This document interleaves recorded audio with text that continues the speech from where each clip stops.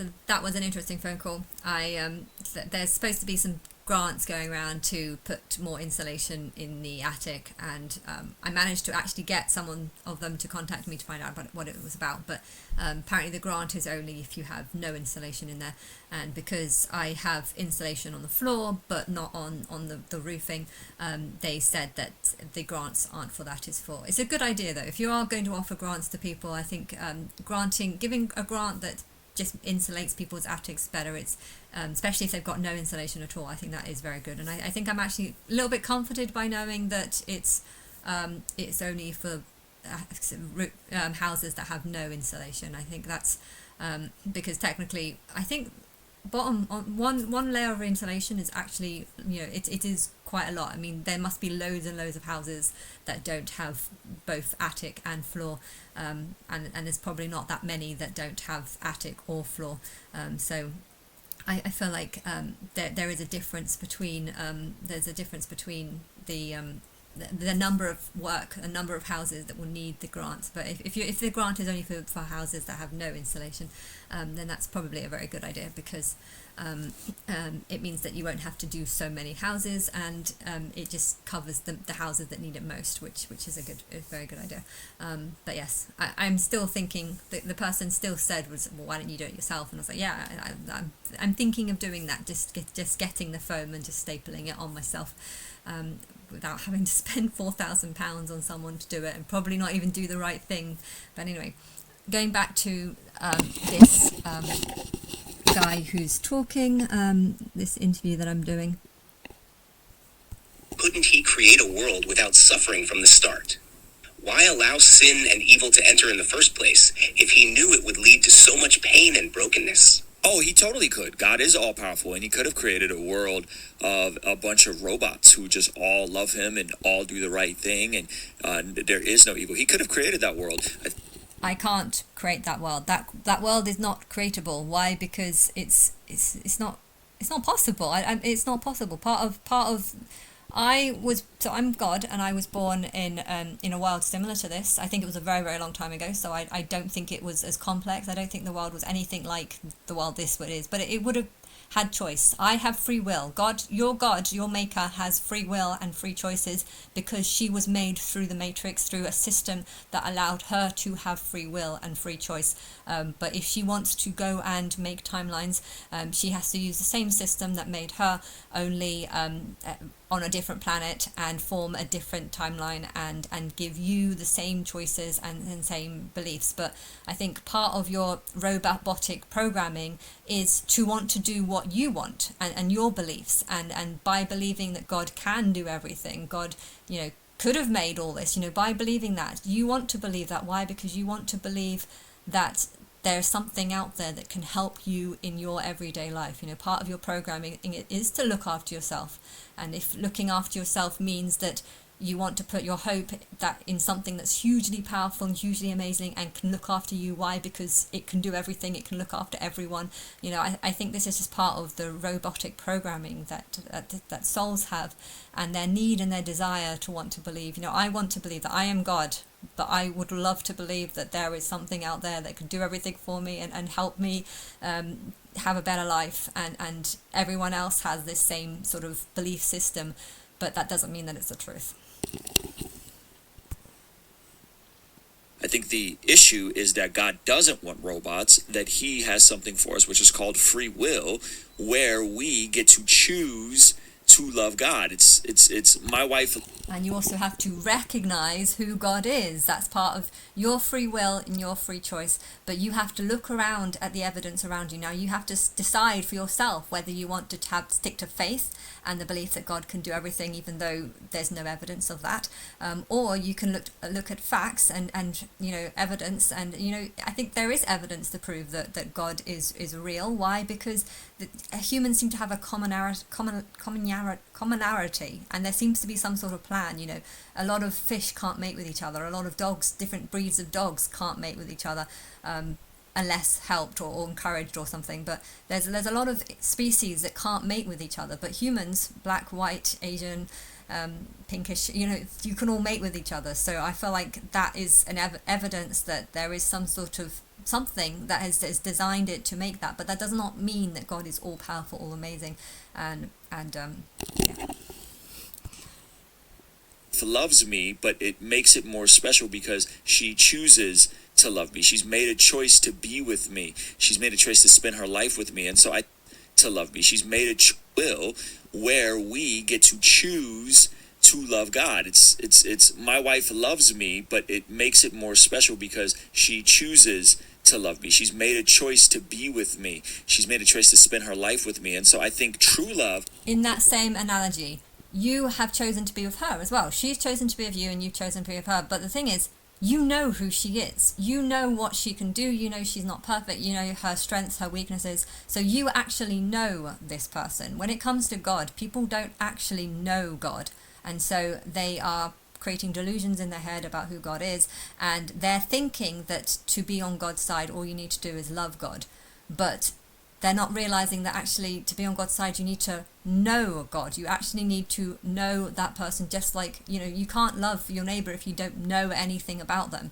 Your neighbor could be a psycho killer. You can't just love your neighbor if you don't know anything about them. You need to know something about them. You need to find out how similar you are, what your similarities are, and be able to understand why they might make decisions that you don't make. And if God is making decisions that you can't understand, you can't just be like, oh, I'll just love it. Because maybe the real answer is that she didn't have a choice, or she can't do what what you think she can. And then if you are, if you say you love your wife, and then if, say, she did something that you don't understand, and then you just like, oh, well, and then you come up with an excuse as to why she did that. If say someone tried to touch her on her leg and she jumped up and got extremely, and you don't understand why she did that, then you don't really know her. You don't know the details about her, and she's not going to like you if you don't know her. If you're married to someone and you don't know her, she doesn't know you, you can't actually love each other or actually like each other. You have to actually know a person in a realistic sense, and I think he's not recognizing that. He's seeing the relationship with God as being in a similar way to a relationship with an imaginary friend. You create the God you want to believe in. God can do everything. I'm loving this because this is what I believe is the truth, and he's not recognizing that this is just his choice. He has made a choice to choose what he wants to believe, and it might not be the truth. You can believe something about your partner, and it might not be the truth, and it might cause it will cause a breakup. It will cause you to not be together in the future, because you'll realize how different you are and how you don't have an understanding or a recognition because you haven't fully known her. Comes from a place not of compulsion or out of just your hardwiring in biology. I think love comes from a place of being willing to lay down your life and choose to love someone else. And so I think God wants... Love comes from choosing to love someone else, but it also comes from knowing who you're loving. If you fall in love with someone, get married, and then 3 years later you actually get to know that person, you realize, okay, this isn't for me, the marriage is going to fall apart. Part of being able to love someone is to first know things about them, and I think he's not recognizing that he doesn't actually know God. He just thinks that God is whatever he wants God to be. Wants us to love him out of our free will and not out of compulsion or because we're the... If you loved someone, your partner, your wife, and you kept calling her a him, and she's just like, you do know I'm not a him. Do you actually know anything about me? She's going to not want to be with you. Oh yeah, I love her. I think this guy's crazy because I'm actually a guy. If that's how the situation was, then that your partner is, if you're loving someone and you're calling her the wrong sex, she ain't gonna like you. And I think that's the basis of what Christianity don't understand. They don't know if God prefers to be masculine or feminine. That's the most basic thing that someone should know about their partner, if they like having a masculine trait or a feminine trait, or what kind of clothes they like wearing, if they had a you have to know something about someone to love them. these cosmic robots that have no choice but to love him. And so, yes, he could have, in theory, created a world where there was no free will, but he allows us to have free will. And that is why, because ultimately he wants to be in relationship and in communion with his people. That's like saying, I love my wife. My wife can do absolutely everything, any job, if my wife wanted to be a multi-billionaire, she could be that, and I love her for, she didn't choose that, and then the wife could actually just be like, what are you talking about? If I could have married a multi-billionaire, I would not be with you right now, and this is just going to make her not like you. This is going to make her look at you as a fool. If you start saying that you love your wife and then start saying a whole bunch of things that are just not true about your wife, then she's going to be like, who the fuck am I dating? You know, this ain't my guy. And so, yeah, he's not putting anything down to reality. He's putting it into his mind and his beliefs and saying that that's his view. Compelling perspective. You're saying that genuine love requires the freedom to choose, even if that freedom brings the potential for suffering. But if God values free will so much, how does that reconcile with the fact that many innocent people suffer not by their own choices, but because of others' actions or things beyond their control, like natural disasters? Why should their suffering be a consequence of someone else's misuse of free will? Because God, in his providence, allows bad things to happen, and yet we know that there will ultimately be justice. So let's break it down a couple of different ways.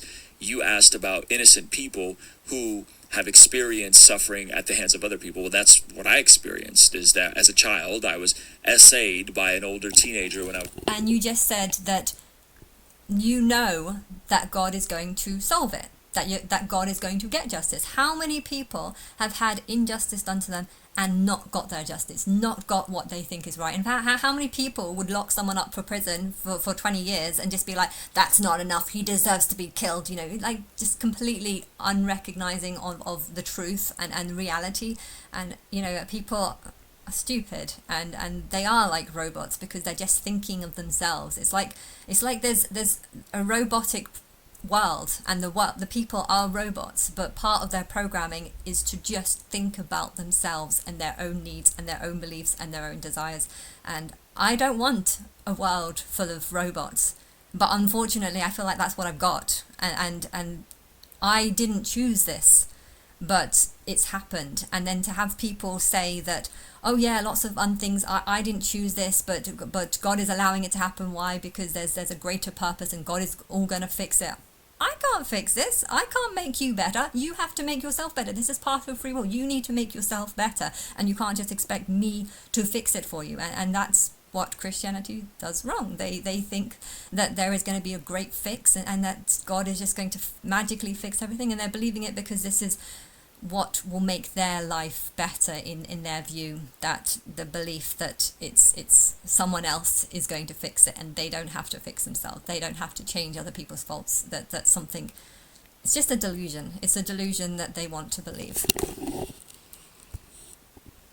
When I was young, and I know that ultimately God has the macro view outside of just this life, that there will be justice, that all wrongdoers will be held accountable in the final judgment. So I don't even know that. No, I don't know that. I want to believe that the people that are committing the worst crimes, they are the ones that will face ultimate justice. But yeah, there's a lot of people that do wrong. There's a lot of people that do wrong. There's a lot of people that do right. And is it all going to be? I don't know, because technically if bad things are done to you, you can learn from it, and then you can become smarter, and then you can become better because of it. And therefore, even though you might not get justice on these smaller issues, these smaller things, you are learning something through the process of what you're going through, and it's making you a stronger person, it's making you a wiser person, it's making you a smarter, more intelligent person. And you know, it's a system that I have no control over, and just to say that God, have control over it, is just shows your inability to recognize the truth. One, there is judgment, and there will be people who are punished for their wrongdoing. Two, You asked about natural disasters. Again, we live in a broken world. The scriptures talk about how creation groans for the ultimate goodness and redemption of God to be present on this earth, but we still live in a broken, fallen world. You're saying that while suffering exists now, it's not the end of the story. God's justice will ultimately prevail, and there's a hope that everything wrong will be made right in the end. You also acknowledge that the brokenness in our world, including natural disasters, is part of that fallen state. But let me ask this. If God's plan is to eventually make everything right, why doesn't he intervene now to prevent such suffering? Why let people go through so much pain before reaching that final point of redemption and justice? Oh, sometimes he does intervene. Sometimes God does miracles. Sometimes God delivers people out of incredible circumstances. We see that in the old. No, what those circumstances are, I think in most cases, it's just liars. People lying through their teeth about what's happened and trying to come up with, something good happened out of coincidence. My explanation for why I don't intervene is because no one's letting me intervene. I want to get involved. I've been trying to say that I'm God for a very long time. No one believes me. No one knows, because no one knows who God is. Everyone says that they love God. A lot of people, not everyone, a lot of people say that they love God, but how can you love God when you know nothing about God? You know nothing about what you can do and what you can't do. I cannot just intervene. Why? Because no one seems to be paying attention to anything that I'm saying. I've been making these videos for 11 years and no one has any interest because they're too busy chasing after their delusions and the hope that God is something that can fix everything. Now, if they actually knew God and knew that God cannot fix everything, that I can explain things, but technically it needs to be humans that fix everything. Humans are only going to fix things if they recognize that there's a problem. Right now there is a huge amount of problems in the justice system. There's people that can commit a crime that last 20-30 minutes, and then there's people that can commit a crime that literally involves chopping someone's leg off and then them ending up in hospital or accidentally.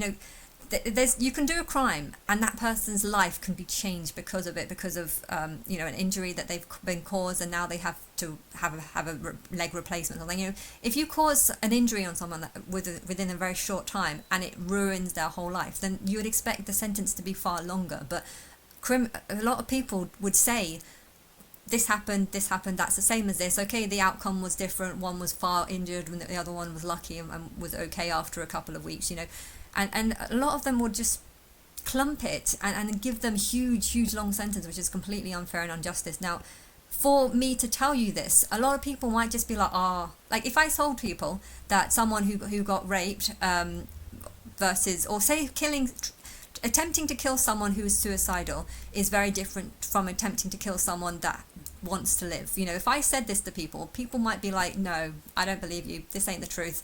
But if you are intelligent, if you are, smart and wise, and you knew the person that was had made many attempts to commit suicide, and then maybe he got killed by someone. Maybe the person didn't even know that he'd made lots of attempts to commit suicide. But a lot of people would say that killing someone, regardless to any circumstances, is all the same thing. Now, the only way I'm going to convince you that that's not the truth is if you are smart and intelligent, and if you've had lots of experiences enough to, if you have a kid and you really can't afford to look after that kid, and that kid is going to end up suffering, and because you can't afford it, and you want to keep for it, if I said that it would be better for that person to have an abortion before the child entered into that circumstance, people might not believe me. But if you are someone who has gone through a horrible life and you kind of wish that your mum would have had an abortion so that you wouldn't have been put through the horrible life that you've gone through, then you might be more understanding to want to believe me. You have to, I'm God, but you have to believe me by what I say, by the things that I'm saying. And I feel like the only way you're going to understand and believe what I say is if you yourself go through experiences that would lead you to believe it. And of course, me too, I need to go through certain experiences to know, have an opinion on something, or to say my opinion and view. Like if you would have asked me how bad I thought the world was 11-12 years ago, I would have said bad, but my view on the world is so much worse now, like so much worse, and that's because of the experiences that I've gone through. But yeah, if you have lived a fairly nice life and haven't recognized that there's a lot of terrible people in this world, I could say there's a lot of terrible people and you'll just not believe me. And part of your programming is to believe whatever you want to believe. That is your programming. But if what you believe and what I believe are two very different things, then you're never going to believe that I'm God. You're never going to take what I'm saying seriously. But if you've gone through a ton of shit, or if you are seeing all the things that I'm seeing and are seeing what I'm showing you, and showing you the sort of corruption of how people are willing to take sides based on personal opinions, and then just stick to that side, even though all the evidence suggests that they're wrong, if you saw this, you might start thinking, okay, these people aren't very smart. We shouldn't be listening to all these other people. But if you just saw me as some blonde bimbo who thinks I'm God, you might be far more inclined to take the other person's side and not express it. So for me to actually give my points, I first need to learn them myself, or learn enough about the points to see it. And then I need other people to support me on the views that I have. And the only way you're going to do that is if you go through suffering yourself, and if you've I couldn't have, if I would have come 200 years ago and said that men and women are equal, no one would have believed me. No one would have believed me. So the amount of suffering that women needed to go through to learn that actually they're not stupid just because they don't have a dick. They're not different from men just because they have a different body and their hormones are slightly more like mine. That for equality between the sexes to be formed, a lot of suffering needed to happen. And I think the problem with this one is just there's way too many souls here. So the Matrix is just going through all these different souls that were all once dinosaurs, and I think it's creating a few new ones, but it's going through the same process, and it's turning all these souls into intelligent souls. But the only way it can do that is through suffering. So I don't know. I can't remember what you're saying, but Old and the New Testament. But other times he doesn't intervene. Why does he choose to intervene sometimes and not other times? I don't know. It's a part of it. I think you need to recognize when God has intervened and when God doesn't. Part of your belief is to believe that when God intervenes and when God doesn't intervene, but you're basing your belief on what other people say.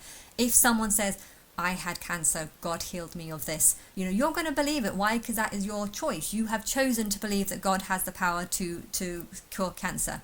But if you had cancer and say your child had cancer and actually died, you're not going to want to believe that God has the power to stop this. You're going to take a different approach. You're going to say, look, I've lost someone, this is obviously true, and then it's true, I'm God, but I don't have the power to change, to stop, or to save people's lives. I think my higher self might have a slight I don't know what my higher self is slightly different to me, so my higher self has more power than me, but at the same time, if dying means that your soul can go into another life, another body, another experience, that's part of life, and I'm not intervening in this.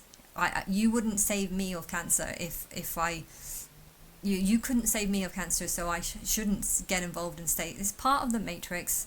People die, even if it's a child's life. It's part of life, and if you just want to believe that God can do everything and yet chooses to do this, I just think you're not seeing things in a realistic perspective.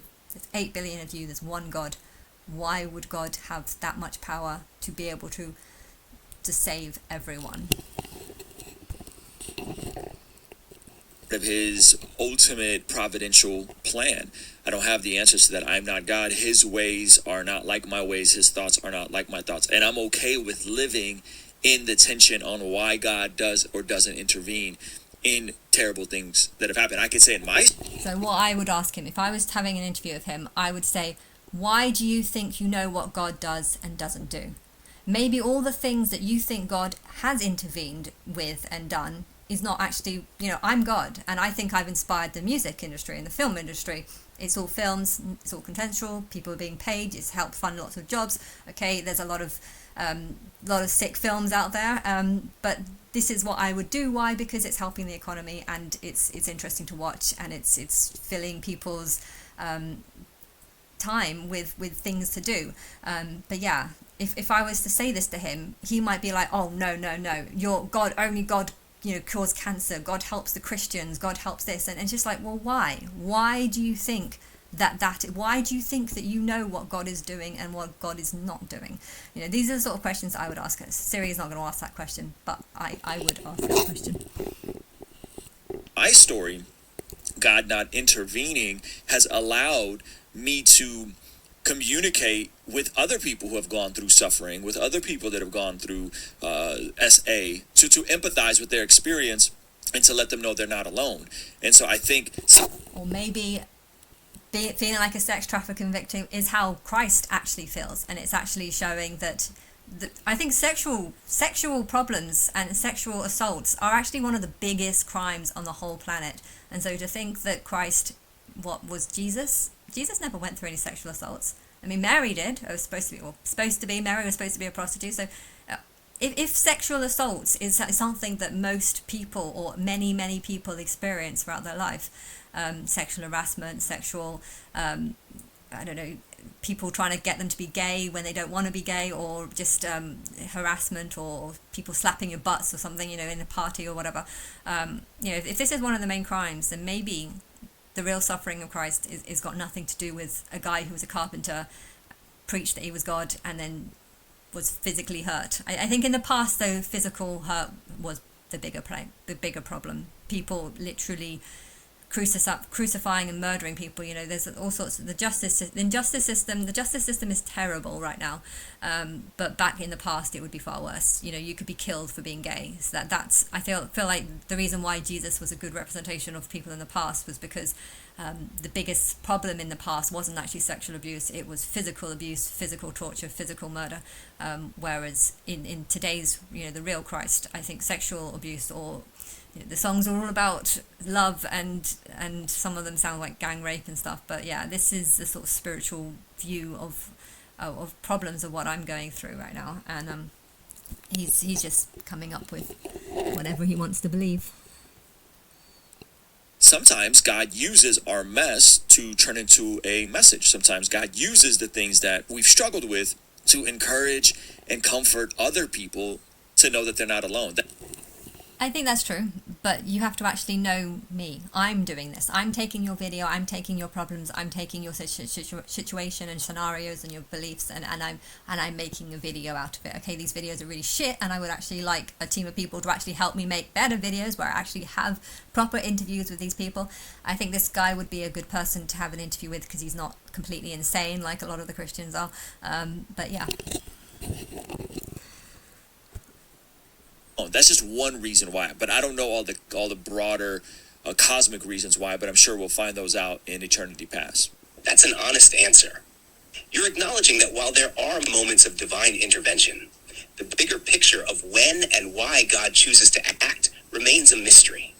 It sounds like you see value in how God can use suffering to bring about growth, empathy, and a deeper connection with others who have gone through similar pain. Yes. Since you're comfortable with that uncertainty, let's shift to my next question. How do you justify the belief that Jesus is the only way to salvation when there are billions of people who follow different religions or don't believe in any God at all? Are they all condemned just because they didn't choose the right faith? I got him. I just want to acknowledge that I got him on the first question. Okay, well, I don't have to justify the belief. I just look to the words of Jesus and trust that what he said is true because I trust in the resurrection account, which I believe makes the New Testament reliable. So I trust in the words of Jesus. I don't have to. But how do you know that they're the words of Jesus? That's what I would ask him. If I was in an interview with him, I would say, how do you know they're the words of Jesus? You're not knowing that. You've read a book, a Bible, that's saying that this is the truth. How do you know this is the truth? With this Diddy case and that Delilah Grave woman, there's this report. It's supposed to be full of accusations and things, but how do you know this is the truth? It's like reading that and saying, I know that this is the truth. Why? Because it's written down in a form. I know the Bible is the truth. This is Jesus' words because this is what the Bible says, even though there's no proof because it was a long time ago. So Don't have to justify the words of Jesus. Those are the words of Jesus. Jesus' words justify themselves. So they don't. I don't agree with anything that Jesus says. I would ask why does the words of Jesus justify truth? Give me something that he said that's factually truthful. Most of his things are parables, and I think the parable can have a bit of intelligence if you understand it from the way that Jesus was supposed to have said it. But I think if you look deeper into that same parable or relate it to real life, you would actually see that there's very little comparison. There's very little, there's a ton of circumstances where that parable does not apply to real life, or would not help someone in truth, in a real circumstance. Love your neighbor. How can you love your neighbor if you don't know your neighbor? Maybe your neighbor is a psycho killer. You don't know. If you don't know your neighbor, then how can you love your neighbor? If you don't see your neighbor, if your neighbor's all working, say if you work during the day and he works during the night, and or the other way around. Maybe you both work. Yeah, whatever. If you're working in different times and you never see them, I never see my neighbors. Hardly ever see my neighbors. I know some of them have cats and dogs, because I always see their cats and dogs around. But I think I know their cats and dogs better because I see them far more. But yeah, how can you say this? Foundationally, there's that. And I would say, secondly, that is why Christians go out and share the gospel. That is why we send missionaries out. That is why we help people get access to Bibles. That is why we help people worldwide learn to read so they can read the Bible. And that is why... To me, I feel like it's sort of brainwashing. You've been brainwashed into believing that something is the truth. And the way to salvation is to spread the truth, spread the message. But really, you're acting more like a robot, because something has told you something and you're believing it, and you're not able to get out of the programming of questioning the truth, questioning it. You could, with the Diddy case, you could take that indictment and then you read it. You can listen to other people's views, get brainwashed into thinking that this 100% is 100% the truth, 100% the truth, and then you can just you can go around spreading it and making lots of videos and saying, oh yeah, he's terrible, and then you just brainwash other people into this big cult movement, into believing something. And part of knowing and being smart is coming out of this brainwashing and the programming, and realizing that, am I saying things just because other people are saying it, and other people have kind of brainwashed me into this belief? The vast majority of the philanthropy and the charity done worldwide is by Christians, is because Christians want to usher in goodness and beauty, and ultimately... Or maybe Christians are trying to say that this is beauty. The Bible is beautiful. God is beautiful. The God of the Bible is beautiful. So they're ushering in this lie, this nonsense that isn't truth, because the God of the Bible is not beautiful. He's a vile monster that wants to kill everyone. And they're trying to say that this is goodness, and me spreading this word is me being good. And stupid people are coming along and being like, I can be good too. All I need to do is go around and offer people Bibles, and that makes me a good person. But they're stupid, because giving a Bible to someone does not make you a better person. Believing in Jesus does not make you a better person. And it's stupidity is the problem. And souls are on a journey. You learn through suffering. And I think if you're believing in lies and stupid stuff, then you haven't gone through the amount of suffering that smart people have gone through, because smart people have become smart through their suffering. And if you are believing that you can just give out a Bible and that makes you a better person by giving out a Bible and leading people to some false lie, you have obviously not gone through the suffering process of working out, is this actually the truth? Lead people to a saving faith in Jesus. So that is why we do that. Now, if someone has never heard of Jesus and has never had the gospel shared to them, do they go to hell by default? No, I don't believe they go to hell by default. I believe they will be judged based on the information they knew in the life they have lived. This is kind of echoed in Romans chapter 2, where it talks... But again, that's saying, if you get the Bible. So he's taking a slightly less colder approach on it. Some people are just like, yeah, if they never, doesn't matter, I don't care. So he's being a bit more considerate to others, saying that you only get judged if you choose to reject Jesus. But yeah, that again is kind of a self-ego thing. I have chosen not to reject Jesus, and therefore I am a better person than you, because you have chosen to reject Jesus. That makes you a worse person. And I think if he realized that is all he's doing, he's just building up his own ego by saying, I'm a better person because I've accepted Jesus and you haven't. So, but he's trying to justify reasons why he's a better person than others. Talks about those Gentiles who didn't have the law had a law unto themselves in terms of what was written in their hearts. And so I think people who haven't heard, God will deal with them differently, but I still live in that tension of we're called to go and If you have heard the law of Moses and believe that this is God's law and that these are the only rules that God would have, then I feel like you can't hear the real law that is placed in your head. You know, the real law that's placed in your head should be not to do things if it's not others' choices. If you want to converse, you know, say if you want to turn someone into your slave. I did that to my sister a little bit. You know, I liked her making bowls of cereal for me, and I knew that she didn't really want. Actually, I didn't know that. I still think she's a follower. She's a follower and she likes it. So I don't know. But I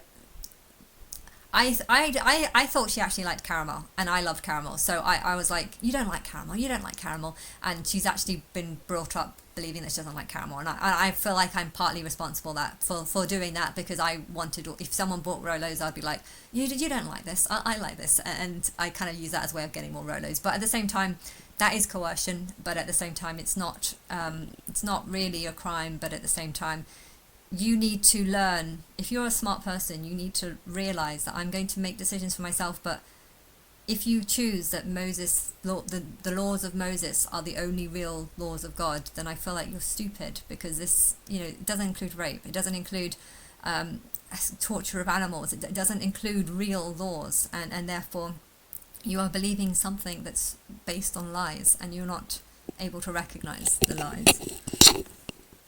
And believing that you are a better person because you've accepted Jesus. This is just one more lie that you want to believe. Share the gospel to the ends of the earth, while knowing that no, God doesn't just by default send people to hell on the merits that they've never heard of him, that people will be judged according to what they did with the information that they had. So if I was to respond to that, it'd be like, you responded into your way. So I can take you for an example. You have chosen to believe that Jesus is the only way to not go to hell, and you have chosen to believe that because you think that makes you better. Now, do you think that maybe the reason why you've chosen to believe that and that makes you better is actually you making the wrong decision? You've made a choice to choose that Jesus is the only way, but that is the wrong decision, and maybe God is judging you on your choices to believe in something that. How does believing in Jesus make you a better person? How is that going to make the world a better place? You know, I would ask him these questions. How does believing in Jesus make you a better person, or make the world a better place? And he's probably going to respond something like, God teaches us not to like the world, but to seek heaven only. And therefore, we don't have to be a good person. We don't have to do good works on earth. We just need to believe in him and we'll get to heaven. And I would be like, well, isn't that just a suicide cult? So God has tricked you into believing a lie, which is that Jesus is the only way to save you. But you have chosen to believe that because you don't want to believe that to fix earth, you have to be a better person. You have to actually learn the rules of the heart and the rules of God, not the rules of Moses. And you've chosen to make all these wrong decisions by choosing the Bible and following the Antichrist, who is Jesus. And God has encouraged you to not seek and help earth because God wants to kill you and send you to your grave. You know, I feel like I would want to tell him this, but at the same time I think he'll probably come out of the conversation not being a Christian any longer, and I kind of want him to be a Christian because then he can continue preaching his nonsense. So I want to have interviews with these people, but I feel like I'd be able to give such a good debate about why they are wrong and why everything that they are saying is actually just about the bad choices that they are making. They're trying to accuse other people of making bad decisions by rejecting Jesus, when really they are the ones who are making the bad decisions by, you know, I would love to have these kind of interviews with them. But I feel like a lot of them are going to walk out thinking, why am I a Christian? So I don't know how many interviews to actually have with these people. I'm going to stop this and make a part 3.